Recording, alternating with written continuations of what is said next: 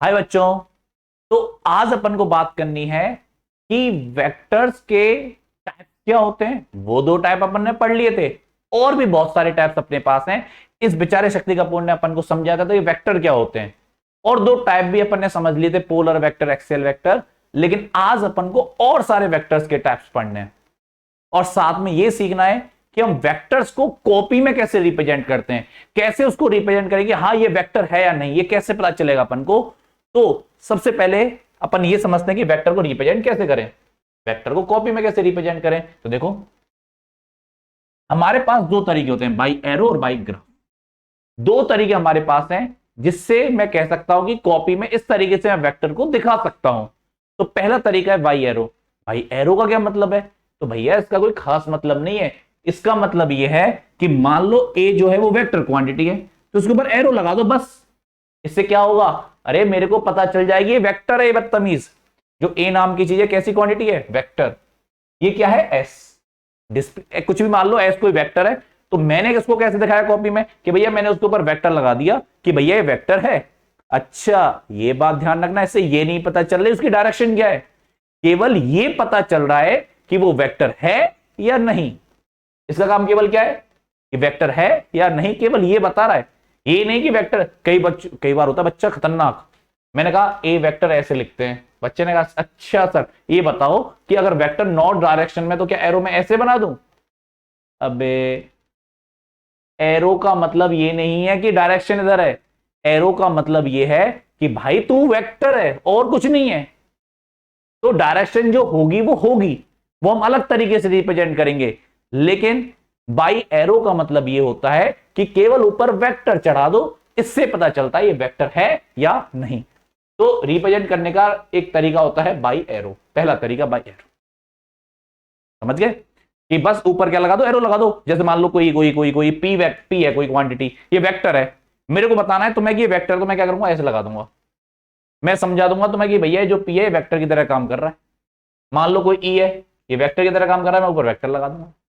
तो कोई quantity vector की तरह काम कर रही है नहीं कर रही, मतलब वो वेक्टर है या नहीं, उसको दिखाने के लिए हम ये वाला मेथड यूज करते हैं, बाई एरो। सिंपल है। दूसरा क्या है? दूसरा है बाई ग्राफ। ये बाई ग्राफ क्या कहता है? बाई ग्राफ कोई वैसा वाला ग्राफ नहीं है भैया, कोई एक्स एक्सिस में और वाई एक्सिस में ग्राफ बना रहा, वो नहीं है। कहने का बाई ग्राफ है बस। ये क्या करता है? ये एक पर्टिकुलर डायरेक्शन में हमको बताता है कि वेक्टर किस डायरेक्शन में है। जैसे एग्जांपल के लिए,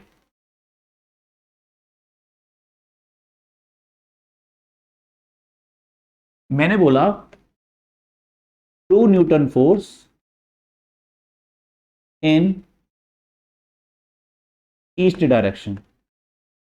मैंने क्या बोला? 2 Newton force in east direction. तो मैंने कहा ईस्ट डायरेक्शन में एक ऐसे लाइन से बना देते हैं, ऐसे 2 न्यूटन। अब ये जो है, ये हमको क्या बता रहा है कि जो ये 2 न्यूटन का फोर्स है ये कौन सी डायरेक्शन में है? ईस्ट डायरेक्शन में। जैसे मैंने बोला 5 Newton force in north direction. कौन सी डायरेक्शन? नॉर्थ।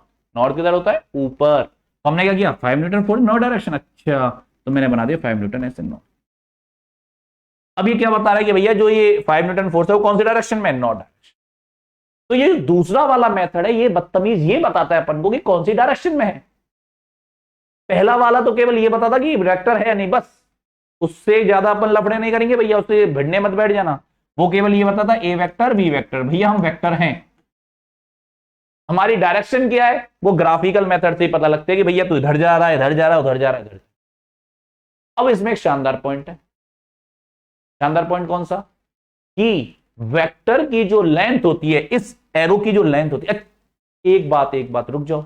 मस्त पॉइंट तो गया भाड़ में, पहले एक बात ध्यान से सुन लो। यहां एक काम मत कर देना, ये जो लाइन की जो लेंथ है ये अंदाजे से बनाई हुई है कि मेरा मन करे तो मैं 2 न्यूटन को ऐसे बना सकता हूं, ये छोटा भी बना सकता हूं, बड़ा भी बना सकता हूं, ये मेरी मर्जी है। कहीं नापने बैठ जाओ 2 न्यूटन, 2 मीटर, 2 सेंटीमीटर अपने हिसाब से लगा लो, ना ना ना ना। ये मेथड केवल ये बताता है कि कौन सी डायरेक्शन में है। कि इसकी लेंथ, मतलब तुम 2 न्यूटन की लेंथ कितनी ले रहे हो, इतनी ले रहे हो, इतनी ले रहे हो, वो अलग अलग डिफर करेगा। ऐसा नहीं कि मैंने इतनी 2 न्यूटन ली, तुम नाप के बैठ जाओ, सर स्केल से इतना ही लेंगे जितना आपने लिया, एक्स्ट्रा नहीं लेंगे। ओ भाई ऐसा मत कर देना, नापने नहीं बैठना। मैंने बोला 5 न्यूटन, मैंने ये बना दिया।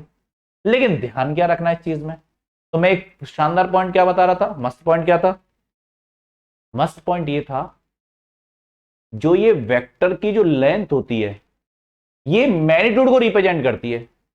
ओहो ये क्या कह रहे हो, अभी कह रहे हो कि अंदाजे से बना लो, अब कह रहे हो कि मैग्नीट्यूड को रिप्रेजेंट करती है। अरे भाई सुनो तो सही, पहले मैंने ये बोला था कि मान लो एग्जाम्पल के लिए मैंने बोला 2 Newton force in each direction, मैंने बना दिया अंदाज, जैसा मन किया मैंने वैसा बना दिया, किसी का मन किया इतने लंबा, किसी का मन किया इतना लंबा, ऐसे बना दिया।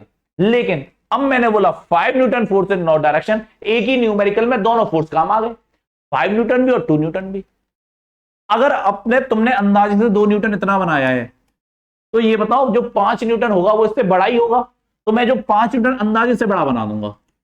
ऐसा नहीं कि दुगना बनाऊंगा तिगुना बनाऊंगा, हल्का सा बड़ा बना दूंगा बस। ऐसा नहीं कि नापने बैठ जाओ कि 2 न्यूटन इतना है और गलती से 100 न्यूटन आ जाए तो उसका 50 गुना बनाने बैठ गए। कॉपी के अंदर 2 न्यूटन इतना बनाए तो उसका 50 गुना बनाऊंगा। अब एक कॉपी कॉपी कॉपी भर जाएंगी, क्या मतलब पड़ रहा है, अगल बगल वालों की कॉपी घसीटनी पड़ जाएंगी, ला तुम मेरे को कॉपी दे मैं बनाता हूं तेरी मैं एरो। तो बात यह है कि जो ये वेक्टर की जो लेंथ है मैग्नीट्यूड को रिप्रेजेंट करती है, लेकिन कंपेयर में कि अगर 2 तो है तो मैं 5 हूंगा, अगर तुमने 2 इतना सा बना दिया चलेगा, तो 5 को हल्का सा बड़ा बना दो, ये भी सही है ये भी सही है। लेकिन ये नाप के नहीं बैठना यहां पे कि ये 2 न्यूटन है तो 100 न्यूटन को बड़ा बनाना है, ये बना दो 100 न्यूटन बस। ये ऐसे नहीं कि बिल्कुल 50 गुना ही बनाना है। हाँ लेंथ से मेरे को अंदाजा लग जाएगा कौन बड़ा है कौन छोटा है, बस ये अंदाजा लगना चाहिए कि 2 न्यूटन और 100 न्यूटन बराबर बना दिए, उससे मेरे को पता नहीं चलेगा कि कौन बड़ा है कौन छोटा है। तो इसलिए केवल कंपेयर के टाइम थोड़ा लेंथ बड़ी और छोटी कर लेना, वो भी नापनी नहीं है, वो भी अंदाज से बड़ी और छोटी रखनी है, कहीं नापने बैठ जाओ। तो वेक्टर को रिप्रेजेंट करने के 2 तरीके होते हैं। कौन कौन से 2 तरीके, पहला और दूसरा। कौन कौन सा, पहला कि भैया ऊपर एरो लगा दो, इससे पता चलता है वेक्टर है या नहीं। और दूसरा वाला मेथड कहता है भाई ग्राफ की भैया लाइन खींच दो, लंबी सी लंबी लंबी सी लाइन खींच दो, एरो ऐसे बना दो। इसमें क्या ध्यान रखना है कि भैया जो लेंथ है अपने अंदाजे से बनानी है, लेकिन उसी न्यूमेरिकल में अगर दूसरी लेंथ भी आ जाती है, दूसरा वेक्टर भी आ जाता है, तो जो बड़ा वाला है उसका लेंथ हल्की सी बड़ी रखो, जो छोटा है उसकी लेंथ हल्की सी छोटी रख लो, क्या दिक्कत आ रही है। लेकिन ना आपकी नहीं बनानी है, अंदाजे से बनानी है भाई, अंदाजे से। ठीक है ठीक है ठीक है, चलो ओके। तो यही मस्त पॉइंट लग रहा है, मस्त पॉइंट को पढ़ लो। Length of vector represent its magnitude, इसको जरूर नोट कर लेना कि लेंथ है वो मैग्नीट्यूड को बता रही है भैया, लेकिन अंदाजे से, ये नहीं कि भाई नापने बैठ जाओ। ठीक है, बड़ा है तो मतलब बड़ा वेक्टर है, छोटा है तो, और वो भी कंपेयर करके बड़ा और छोटा पता चलेगा भाई। ऐसे अकेले में क्या पता चल रहा है 2 न्यूटन इतना बड़ा, क्या बड़ा क्या छोटा। हाँ उसके कंपेयर में अगर 6 न्यूटन आ गया तो उसको बड़ा दिखाना पड़ेगा। ठीक है, ये ध्यान रखना।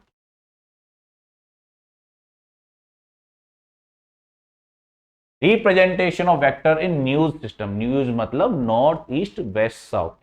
ठीक है, north east east west north south जो होते हैं उस सिस्टम की बात हो रही है। जैसे ये कोई बहुत भयंकर चीज नहीं है, मतलब जरूरी थोड़ा कि वेक्टर ऐसे ही ईस्ट और वेस्ट में ही हो, नॉर्थ और साउथ में ही हो, एंगल फर्जी भी हो सकता है। देखो कैसे, मैं पहले क्या बनाऊंगा, ईस्ट वेस्ट नॉर्थ साउथ, पहले बना लो ईस्ट वेस्ट नॉर्थ साउथ। अरे ऐसे तो बनाते हो east west north south copy में, नहीं बनाते तो भैया ऐसे ही बनाना, जहां बना दिया वहां बना दिया अपन ने, ईस्ट वेस्ट नॉर्थ साउथ। अब क्वेश्चन में क्या लिखा है, 5 मीटर का कोई वेक्टर है, ठीक है, 30 डिग्री पर है, नॉर्थ ऑफ ईस्ट। ओहो, नॉर्थ ऑफ ईस्ट का मतलब क्या है, जब भी ऐसा है उसको हिंदी कर लो पहले, नॉर्थ ऑफ ईस्ट मतलब ईस्ट से नॉर्थ की तरफ, ईस्ट के नॉर्थ में जाना है अपन को।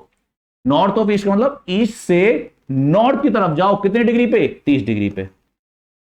ये डायग्राम है, मैं केवल इसको क्यों बता रहा हूं, इसकी वजह से बता रहा हूं, इसकी वजह से नॉर्थ ऑफ ईस्ट ये ऐसे वर्ड आ जाते हैं तो हमको समझ में नहीं आता। तो दोबारा दोबारा क्या, कि अगर अपना कोई वेक्टर है, ऐसा बिल्कुल जरूरी नहीं है कि ईस्ट वेस्ट नॉर्थ साउथ में ही हो, वो बदतमीज इस नॉर्थ साउथ के बीच में, सॉरी नॉर्थ ईस्ट के बीच में, ईस्ट साउथ के बीच में, नॉर्थ वेस्ट के रूप में, वेस्ट साउथ के बीच में कहीं भी हो सकता है। तो उसको कैसे दिखाएं, तो भैया इस लैंग्वेज को पढ़ के बताना पड़ेगा। मैंने कहा ईस्ट से नॉर्थ की तरफ जाना है, ईस्ट के नॉर्थ पे जाना है, अब अगर ये लिखा हुआ होता ई ऑफ एन, अब नॉर्थ से ईस्ट की तरफ, मतलब ये वाला होता फिर 30 डिग्री। तो पहले क्वेश्चन को ध्यान से पढ़ो, जैसे एक दो मैं बोल दूंगा अभी।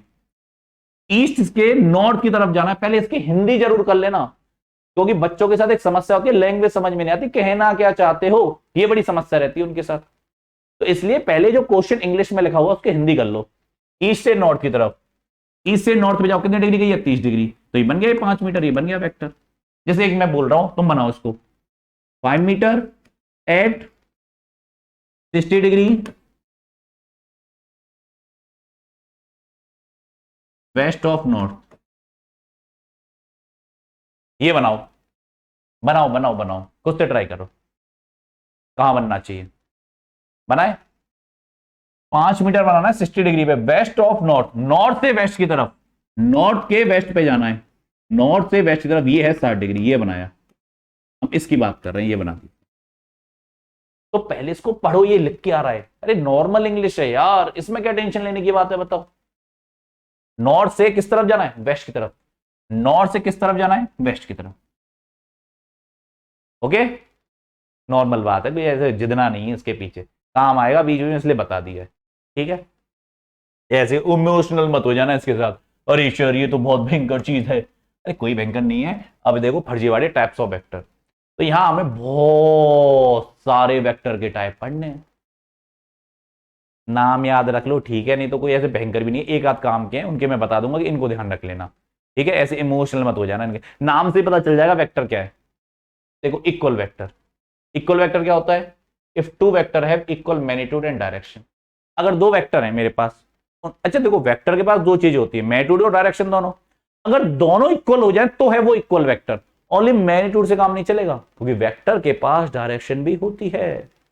दोबारा दोबारा दोबारा, मान लो कोई दो वेक्टर हैं, ये ए है ये बी है, डायरेक्शन तो दोनों की सेम है, इसका मैग्नीट्यूड है 5 न्यूटन और इसका मैग्नीट्यूड भी है 5 न्यूटन।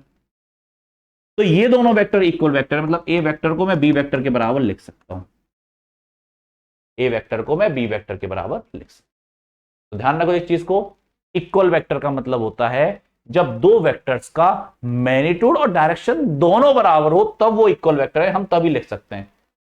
मैग्नीट्यूड बराबर है ठीक है, अब देखो मैं वेक्टर से रिप्रेजेंट कर रहा हूं, इसको वेक्टर लगा के रिप्रेजेंट कर रहा हूं। ठीक है, तो अच्छा अगर ये बाई चांस ऐसा होता, C vector 6 newton, D vector 7 newton, तो मैं कह सकता क्या सी और डी बराबर है? आंसर है नहीं, डायरेक्शन सेम है भैया, मैग्नीट्यूड अलग अलग है, तो सी वेक्टर डी वेक्टर के बराबर नहीं होगा। तो इक्वल वेक्टर्स क्या होते हैं? इक्वल वेक्टर्स वो वेक्टर्स होते हैं जिनके मैग्नीट्यूड और डायरेक्शन दोनों बराबर हो तब इक्वल माने जाएंगे। वेक्टर है ना यार, स्केलर थोड़ना है, वेक्टर में डायरेक्शन भी देखनी होगी, मैग्नीट्यूड भी देखना होगा, तब वो इक्वल कहलाएगा। ठीक है, तो ये सारी चीजों पढ़ा रहे हैं तो नोट जरूर कर लेना छोटी छोटी चीजों को। अच्छा अगला कौन सा है? अगला है नेगेटिव वेक्टर। नेगेटिव वेक्टर क्या होता है? मैग्नीट्यूड तो बराबर हो लेकिन डायरेक्शन जस्ट अपोजिट हो। जैसे ए वेक्टर है ऐसे, ये भी 6 न्यूटन का है, लेकिन बी वेक्टर है ऐसे, ये भी 6 न्यूटन का है, लेकिन डायरेक्शन जस्ट अपोजिट है, नहीं है, जस्ट अपोजिट होनी चाहिए। डायरेक्शन कैसे होनी चाहिए? Just opposite. अब ये नहीं कि कहीं भी चलेगी ना, अपोजिट चलेगी नेगेटिव के अंदर। तो जो नेगेटिव वेक्टर्स होते हैं, तो वो वेक्टर्स होते हैं जिनमें मैग्नीट्यूड तो बराबर होता है लेकिन डायरेक्शन कैसी होती है? Just opposite. मैग्नीट्यूड अलग अलग होगा, उसको नेगेटिव वेक्टर की कैटेगरी में नहीं डालेंगे भैया।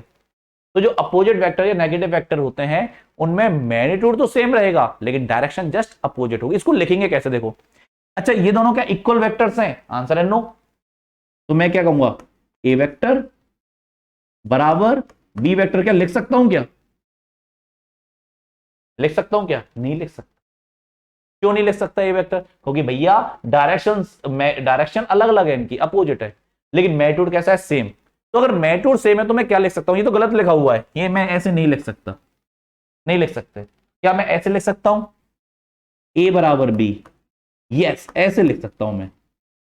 क्यों? जरा ध्यान से सुनना, मैंने तुमको बताया था वेक्टर को रिप्रेजेंट करने का तरीका। अगर ऊपर एरो लगा हुआ है मतलब वो वेक्टर है, लेकिन जरा देखना क्या मैंने इसके ऊपर वेक्टर लगा रखा है? नहीं लगा रखा। तो इसका मतलब केवल मैं किसकी बात कर रहा हूं, केवल मैग्नीट्यूड की बात कर रहा हूं। ऊपर वेक्टर है, देखो ए बराबर बी लिख सकता हूं, लेकिन ए वेक्टर और बी वेक्टर नहीं लिख सकता। क्यों? क्योंकि ए वेक्टर बराबर बी वेक्टर के अंदर क्या दिखाई दे रहा है तुमको कि भैया डायरेक्शन भी तो देखो, डायरेक्शन नहीं है यहां पे बराबर। नीचे आ जाओ, क्या मैं डायरेक्शन की बात कर रहा हूं? नहीं, तो मैं ए बराबर बी, मैग्नीट्यूड तो बराबर है ना, 6 न्यूटन मैग्नीट्यूड बराबर है, तो मैं लिख सकता हूं ए बराबर बी। तो मैग्नीट्यूड बराबर मैं लिख सकता हूं, लेकिन डायरेक्शन अलग अलग है, सॉरी अपोजिट अलग अलग, क्या अपोजिट ही बोलो। तो डायरेक्शन अपोजिट है, इसलिए ए बराबर बी वेक्टर नहीं लिख सकता। हाँ मैग्नीट्यूड बराबर लिख सकता हूं। तो मैं क्या कर सकता हूं इसमें, तो मैं लिख सकता हूं ए वेक्टर बराबर माइनस बी वेक्टर, में ऐसे लिख सकता हूं। देखो ये भी सही है, ये भी सही है, ये चीज गलत है हमारे लिए, क्योंकि इसके अंदर मैग्नीट्यूड और डायरेक्शन दोनों की बात हो रही है, गलत हो गया। ये बराबर भी सही है, मैग्नीट्यूड की बात हो रही है, सही है, ये बिल्कुल सही है, ध्यान रखना। ये मैग्नीट्यूड बराबर है, लिख सकते हो मैग्नीट्यूड को बराबर, वेक्टर लगा दिया तो भैया नहीं। यहां पे आ जाओ, ये माइनस कैसे काम कर रहा है, तो वेक्टर में आगे से कभी भी अगर माइनस आ जाए तो माइनस का मतलब होता है अपोजिट डायरेक्शन। कैसे? जैसे मान लो ये बी वेक्टर है, मैंने कहा माइनस बी वेक्टर क्या होगा, तो बी वेक्टर आगे माइनस आ गया, मतलब माइनस और डायरेक्शन पलट दो उसकी, ये है माइनस बी। दोबारा दोबारा दोबारा, वेक्टर में माइनस का मतलब क्या होता है, वेक्टर में माइनस का मतलब होता है अपोजिट डायरेक्शन। ये है बी वेक्टर, ये था ए वेक्टर। दोबारा, ये कौन सा वेक्टर है, बी, यही था। ये है ए वेक्टर, ये ए वेक्टर बी वेक्टर।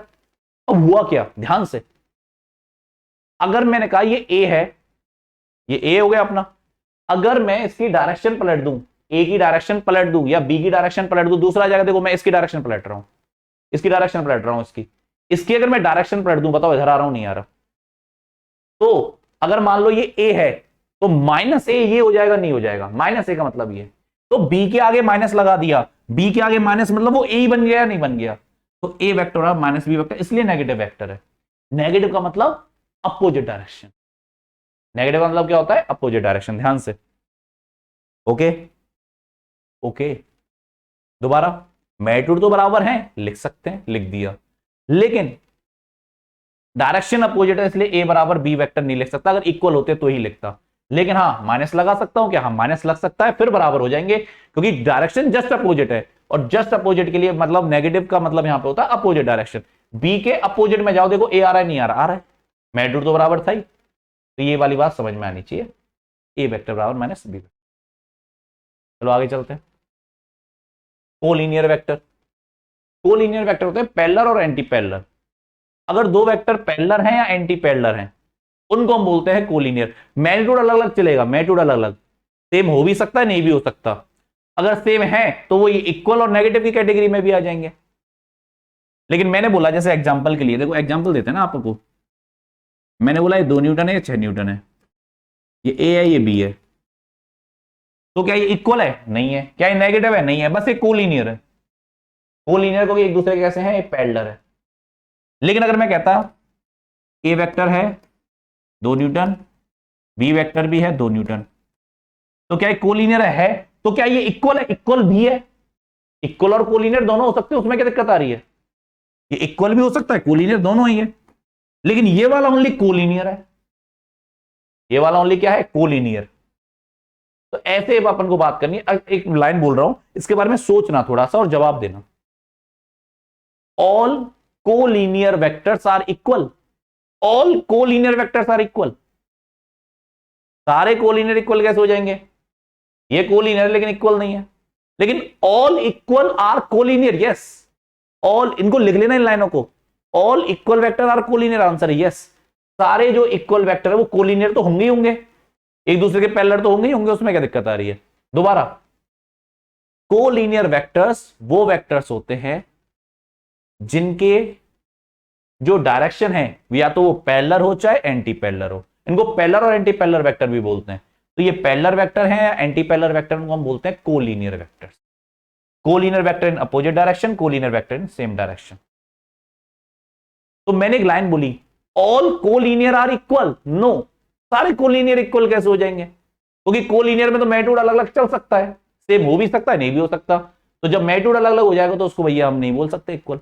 हाँ, ऑल इक्वल आर कोलिनियर, सारे कोलिनियर जो है, सॉरी जो सारे इक्वल है वो कोलिनियर तो होंगे ही होंगे। तो इस बात को लिख लो, all collinear are equal, false. All equal are collinear, true. इस बात को लिख लो, ध्यान से दोबारा सुन लेना ये बात, अगर ये दिमाग से रह गई हो तो थोड़ा सा बैक जाके इसको दोबारा सुन लेना, ठीक है, धीरे धीरे सुन लेना, आराम से सुन लेना, लिख लेना। लेकिन कि all collinear are equal, no, all equal are collinear vector. तो कोलिनियर वो होते हैं जिसमें पैरेलल और एंटी पैरेलल होते हैं, ठीक है। और क्या होते हैं, और क्या, हाँ, तो ये क्या है, ये कोलिनियर भी है और पैरेलल भी है, दोनों है। ये कोलिनियर भी है, सॉरी मैं क्या कह रहा हूं, ये कोलिनियर भी है और इक्वल भी है, ये दोनों है। और ये वाला केवल कोलिनियर है, इक्वल नहीं है, ठीक है। इसमें देखो मैग्नीट्यूड अनइक्वल चल सकता है, समस्या ही है, ठीक है। सेम नेगेटिव के साथ भी कह सकते हो, ठीक है। कोइनिशियल, जिनका स्टार्टिंग पॉइंट सेम हो, नाम से पता चल रहा है कोइनिशियल, तो वो वेक्टर जिसके स्टार्टिंग पॉइंट सेम हो उसको क्या बोलते हैं, कोइनिशियल, ठीक है, नॉर्मल है, लिख लेना। और क्या है, अब ये ज्यादा काम के नहीं है, जो काम के थे वही थे, इक्वल और नेगेटिव काम के थे। इसके अलावा अभी मैं जो बता रहा हूं कोई खास काम के है नहीं। कोप्लेनर जो सेम प्लेन में हो, एक ही प्लेन में हो, जैसे बोर्ड है, एक प्लेन है, सीलिंग है, प्लेन है, ग्राउंड है, ये एक प्लेन है। प्लेन मतलब 2D सरफेस, प्लेन का मतलब होता है 2D सरफेस। कोई भी 2D सरफेस ले लो, ये हाथ है, ये प्लेन है, तो मान लो एक वेक्टर इधर है, एक वेक्टर इधर है, तो ये कोप्लेनर वेक्टर है। कोप्लेनर मतलब एक ही प्लेन के अंदर, इसी, मान लो एक चीटी है, वो यहां से यहां जा रही है, दूसरी चीटी यहां से यहां जा रही है, ऐसे एक ही प्लेन में वेक्टर बना रहे हैं वो सारे के सारे, सारी वेलोसिटी, डिस्प्लेसमेंट सब एक ही प्लेन में बन रहे हैं, वो होते हैं कोप्लेनर वेक्टर, जिनकी बातें सेम प्लेन में हो। ऐसे नहीं कि कोई बाहर भाग जाए, अलग भाग जाए, और सब प्लेन में जा रही है इधर, ना ना ना ना ना, सारी साथी प्लेन में हो रही है। प्लेन मतलब 2D सरफेस, कोई भी 2D सरफेस तो बोलते हैं कोप्लेनर वेक्टर। ओके, नॉर्मल है, कोई काम का नहीं है ज्यादा खास, नाम पता होना चाहिए, सेम प्लेन, बस कोई ऐसे खास काम के नहीं है, लिख लेना बस इनको। जीरो वेक्टर क्या आफत है, ये अलग ही बेफालतू की चीज है, कि जब वेक्टर का मैग्नीट्यूड 0 हो जाए उसको बोलते हैं जीरो वेक्टर। तो यार जब वेक्टर का मैग्नीट्यूड ही 0 हो गया तो काय का वेक्टर, लेकिन ना भैया, इनको अलग ही आफत लग रही है, इनको वेक्टर बनाना था, बना दिया। लेकिन ऐसे जरूरत क्यों पड़ गई इसकी, तो हम उसको भी समझेंगे अभी। देखो जीरो वेक्टर क्या होता है, ए वेक्टर हैविंग जीरो मैग्नीट्यूड। अब देखो मैग्नीट्यूड तो 0 है, जीरो मैग्नीट्यूड का मतलब क्या हो गया कि भैया कोई लग ही नहीं रहा। मैंने बोला 0 न्यूटन का फोर्स, तो यार एक बात आओ, मैंने कहा किसी बॉडी पे मैं 0 न्यूटन का फोर्स लगा रहा हूं ईस्ट डायरेक्शन में, इस बात का कोई सेंस निकला क्या यार, 0 न्यूटन का फोर्स ईस्ट, अब ये तो लगा ही नहीं रहा, ईस्ट क्या करेगा, वेस्ट क्या करेगा उसमें, ईस्ट कह ले, वेस्ट कह ले, नॉर्थ कह ले, साउथ कह ले, इधर कह ले, उधर कह ले, क्या फर्क पड़ रहा है 0 न्यूटन को, 0 न्यूटन तो है ही नहीं ना। तो हमने क्या कह दिया, अनडिफाइंड डायरेक्शन, कुछ भी जो मन करे वो कुछ भी कह लो, अटरम सटरम, वेक्टर है तो भाई कुछ तो डायरेक्शन की कहनी पड़ेगी, तो हमने कहा अटरम सटरम जो तेरे मन करे भी ले ले, दिमाग खराब नहीं करना अपन को। जीरो वेक्टर का अनडिफाइंड डायरेक्शन, जो मन करे वो ले लो। अरे 0 न्यूटन का फोर्स नॉर्थ डायरेक्शन में, ये क्या बात होती है, 0 न्यूटन तू नॉर्थ डायरेक्शन में लगा, 0 न्यूटन नॉर्थ मतलब तू ईस्ट में लगा ले तो भी वही है, तो ये अनडिफाइंड डायरेक्शन है। तो जीरो वेक्टर वो होता है जिसका मैग्नीट्यूड कितना हो, 0 हो, उसको बोलते हैं अपन जीरो वेक्टर, ठीक है, जिसका मैग्नीट्यूड कितना हो, 0 हो। इसको रिप्रेजेंट कैसे करते हैं, ऐसे, जीरो के ऊपर वेक्टर, मतलब देखो जीरो के ऊपर वेक्टर लगा दिया, ये बढ़िया है। It can't represent by graphically, अरे भैया ग्राफिकली क्यों रिप्रेजेंट नहीं हो सकता, क्योंकि लेंथ जो होती है वो मैग्नीट्यूड को रिप्रेजेंट करती है, यहां तो मैग्नीट्यूड ही 0 है, तो हम इसको ग्राफिकली रिप्रेजेंट नहीं कर सकते। ऐसे इसमें एरो वैरो नहीं बनाएंगे भैया, हमें बेईमानी नहीं करेंगे, क्योंकि भैया वेक्टर की लेंथ जो होती है वो मैग्नीट्यूड को रिप्रेजेंट करते हैं। बदतमीज के पास तो मैग्नीट्यूड ही नहीं है, हमने कहते मैग्नीट्यूड 0 है, अबे 0 भी क्यों लेके बैठा, एहसान करना है मेरे ऊपर, तो जबरदस्ती वेक्टर बनाना था इनको, इग्नोर ही मार देते इसको, ये फालतू की बातें, तो कोई सेंस नहीं। चलो कोई बात नहीं, अपन को क्या है, अपन को तो समझना है। तो जीरो वेक्टर वो होते हैं जिनका मैग्नीट्यूड कितना हो, 0 हो। डायरेक्शन अभी जो मन में आए वो ले लो, मजे करो। जरा ध्यान देखना, need of zero vector, zero vector की जरूरत क्यों पड़ी, एक बात होता है, देखो दो वेक्टर है ए और बी, हमने कहा दोनों को सबट्रैक्ट करो, अरे जरूरत पड़ गई, वेक्टर में पड़ जाती है हमारे वेक्टर में जो सबट्रैक्ट, ये जरूरत पड़ती है अपन को। तो देखो जब ए में से बी वेक्टर को माइनस करोगे और दोनों इक्वल वेक्टर है, तो बताओ आंसर 0 आएगा नहीं आएगा, आंसर 0 आएगा। लेकिन जो ये आंसर आया है ये दो वेक्टर को माइनस करके आया है, इसलिए हमने कह दिया ये तो जीरो वेक्टर है, तो वेक्टर में से माइनस हो क्या है, चल तुझे वेक्टर बना देते हैं, इसलिए इसको जीरो वेक्टर बोल दिया। तो दो वेक्टर को जो माइनस करने पर आता है वो वेक्टर क्वांटिटी आती है नॉर्मली, जब हम दो वेक्टर को माइनस करेंगे तो वेक्टर क्वांटिटी आती है। अब भैया ये तो जीरो आ रहा है, तो हमने कह दिया तो जीरो वेक्टर है।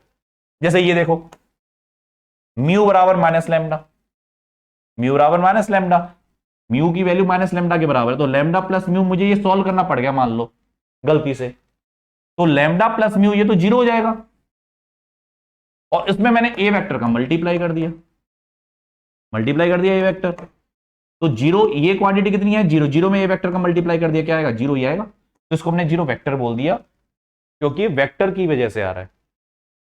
तो ये वेक्टर को सॉल्व करके आ रहा है जीरो, तो हम जीरो वेक्टर बोल देते हैं, ऐसा कोई खास इसके साथ इमोशनल नहीं होना कि अरे मेरे को तो ये भयंकर काम पड़ेगा, अबे कोई नहीं पड़ रहा, टेंशन में मत आया करो छोटी छोटी बात में।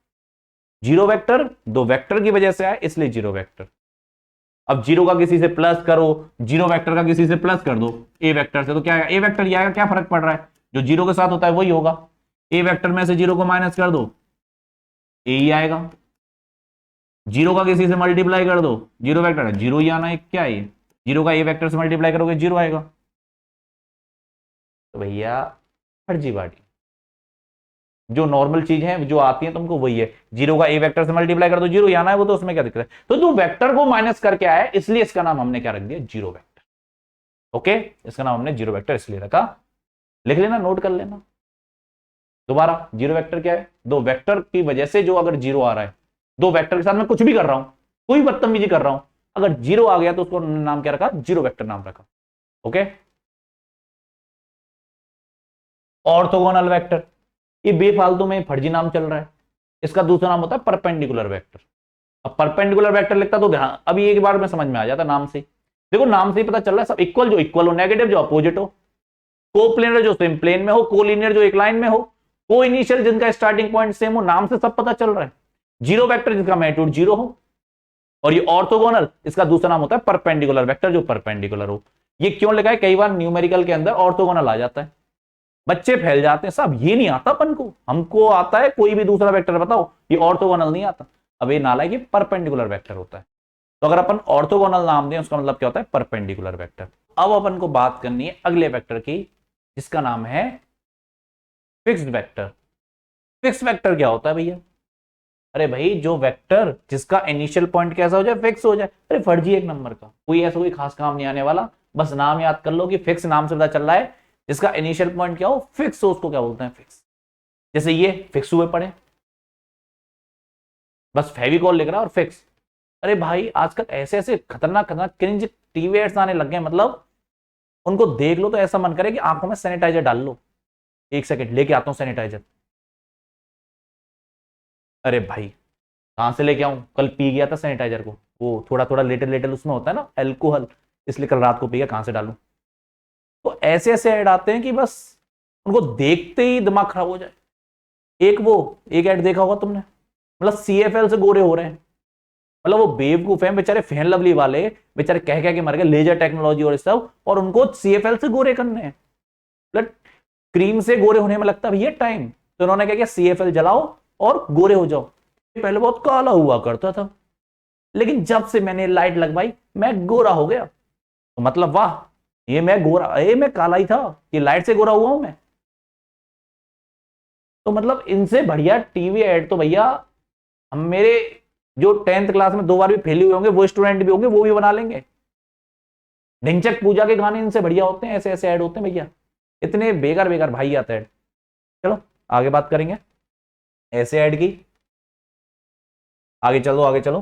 देखो फ्री वेक्टर्स, फ्री वेक्टर्स क्या होते हैं, जिनका पॉइंट सेम नहीं, फिक्स नहीं होता, जिनका फिक्स होता है वो फिक्स वेक्टर, जिनका नहीं होता वो फ्री वेक्टर, कोई काम नहीं आने वाले, ठीक है, इनका फिक्स नहीं होता।